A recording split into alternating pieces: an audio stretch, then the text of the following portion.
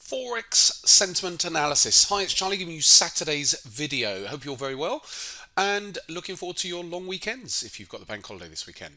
So what we're going to do in this video, slightly longer video, is to go through a few different sentiment tools that I use when I'm looking at the markets. You don't have to use these, of course. I'm just showing you what I use. So the first one is an indicator on an MT4 platform. I don't actually use MT4 charts at all myself, but I do have this indicator on. This indicator is supplied by FXengineer.com. By all means, go to their website, and it is a cost. I think it's $99. It's a one-off. It's a lifetime cost for $99. And what it does is it takes the information from FXCM's speculative sentiment index and puts it into a visual form. So I've got the euro dollar price chart up here, and what it's showing me is that they're all of FXCM's clients who are trading euro dollar. It shows visually where they're at, where they're positioned. So what we tend to find is that as markets come down, retail clients do the opposite, and you can see it here in a chart. So it's quite nice. You can get a static figure. I'm going to show you another source for that, but with this it tells me, if I just go to a website and it tells me that 70 odd % of retail clients are long euro dollar, it's just a snapshot. Whereas with this, I can see that they've been long since way back here in March. So as soon as the price really started to break down, they've been going long and staying long and increasing their overall long exposure pretty much through all of that. So it's quite a useful tool. There's a couple of things that I'll do with it. At certain points when it gets to an extreme, then I'll note that if it gets to an extreme in the levels, whether there be extremes in longs or extremes in shorts. But you can see going back that what tends to happen is that retail get short, for example, when markets go up and have a strong run, and then it takes some time. It looks like the indicator I did have some problems, I must admit, with the indicator several months ago, so that doesn't look correct down there. But quite often what will happen is that we've got an examples here going back. Once they get net short like here, and they've built so many positions that even when the market does start coming down, it takes a while for them to switch to get into net long. So it's really I find it a very useful indicator just to give me that visual of what retail traders are doing. And most of the time, as price starts going up, they will start shorting. And you have to bear in mind that retail traders all around the world, they're not all necessarily looking at charts. They're just looking at price a lot of the time. But they will look. Obviously, there's plenty that do look at charts, but not necessarily that technically. They trade on emotions, and they see a market coming up, and they think, oh, well, it can't go up much further, so I'm going to start shorting it. And they don't use stop losses as well. So a lot of the time, they stay in these positions and get caught in them until the market rolls over, or they end up just throwing in the towel at some point. So that's the first one there. So let's now go to a website here. We've got forexclientsentiment.com, and that gives you, now with this is that snapshot that I was talking about. So this is great for giving you a snapshot of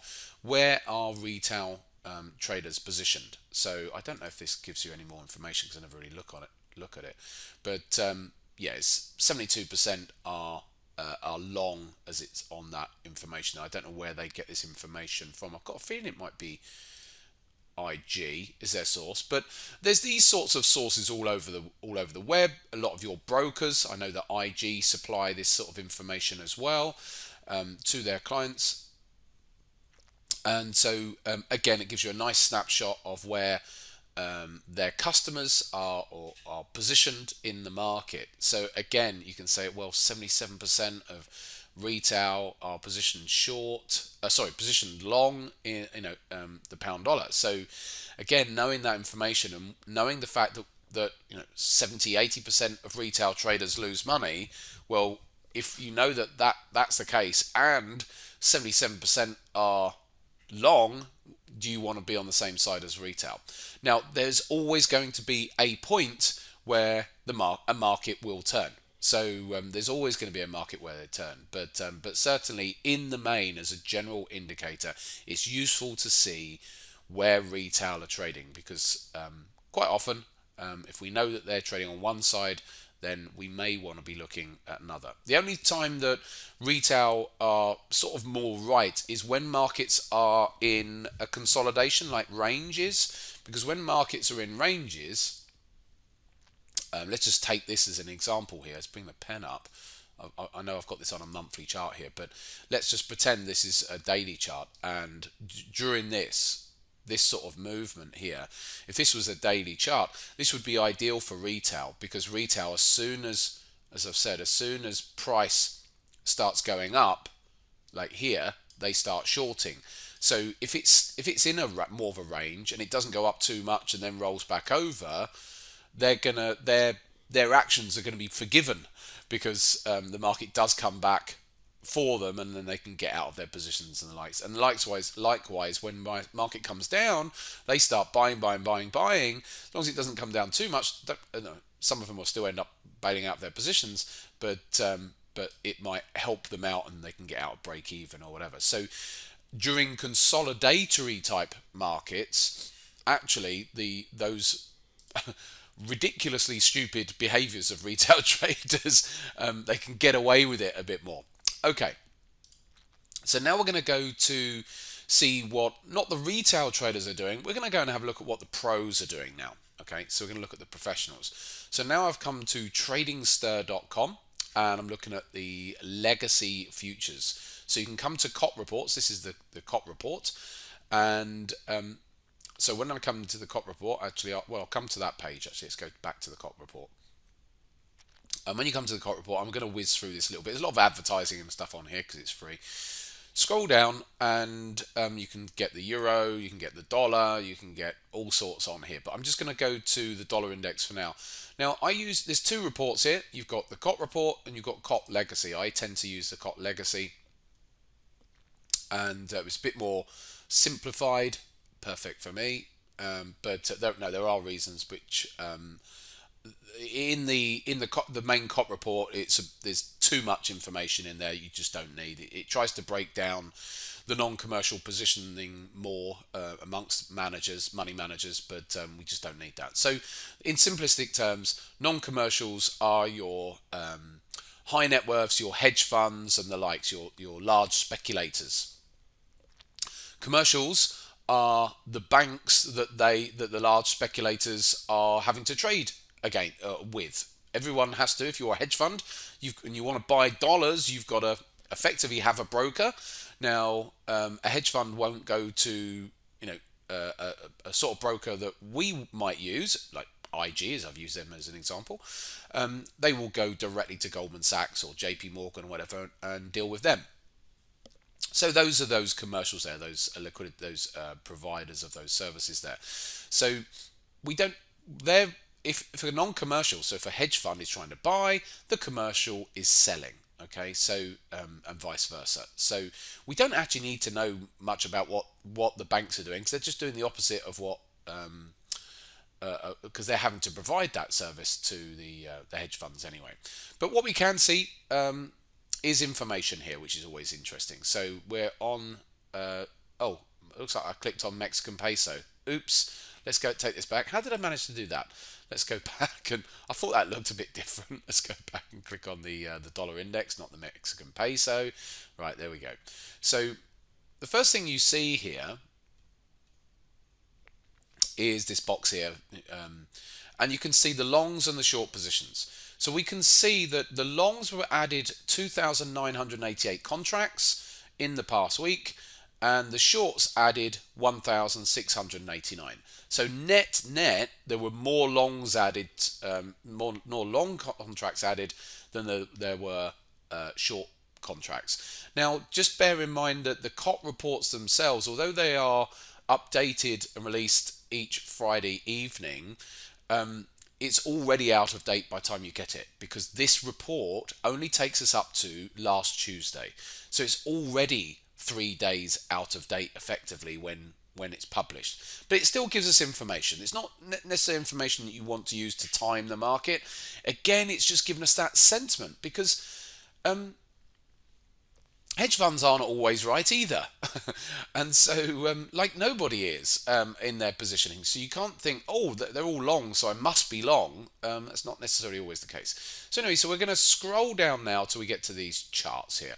And I'm going to take the non-reportables off. We're not interested in those. And we're going to take those commercials off, because the commercials, as you can see on the chart here, it's just the opposite of what the hedge funds are doing. So there's no need having it on the chart. So we've now got this chart here of the dollar index above, because I've done this as a dollar positioning, and what those large speculators are up to below. So what's quite interesting here is that we've got the dollar index has carried on going higher. This is a weekly chart normally above here. It's carried on going higher, throughout this year, and yet the large speculators they've not matched that. So they're still below their peak. They peaked at the beginning of the year in their dollar positioning, their long dollar positioning. Don't get me wrong, it's still going up this week and the last couple of weeks, but they're still not at new highs, considering the dollar index has been going higher. Do you see what I mean? So if we come back to an actual chart here, this is a monthly chart of the dollar index.